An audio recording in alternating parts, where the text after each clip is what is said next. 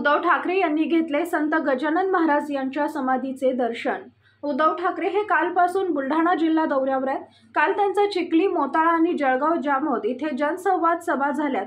रात्री ते शेगावमध्ये मुक्कामाला होते। आज त्यांच्या पुन्हा खामगाव, मेहकर आणि सिंदखेड राजा इथे कॉर्नर सभा होणार होत्या। मात्र शिवसेनेचे ज्येष्ठ नेते मनोहर जोशी यांचं निधन झाल्याने त्यांनी आपला पुढील दौरा रद्द करून संत गजानन महाराज यांच्या समाधीचं दर्शन घेऊन ते मुंबईकडे रवाना झाले। यावेळी संत गजानन महाराज संस्थानच्या वतीने त्यांचा इथे सत्कार करण्यात आला। दरम्यान त्यांच्यासोबत खासदार संजय राऊत, खासदार विनायक राऊत, विरोधी पक्षनेते अंबादास दानवे, गजानन महाराज संस्थान मुख्य निळकंठ दादा पाटील यांच्यासह प्रमुख पदाधिकारी उपस्थित होते। महाराष्ट्रातील महत्त्वाच्या व ताज्या घडामोडी जाणून घेण्यासाठी आजच आमच्या सूर्या मराठी न्यूज चॅनलला सबस्क्राइब करा आणि बेल आयकॉन प्रेस करा।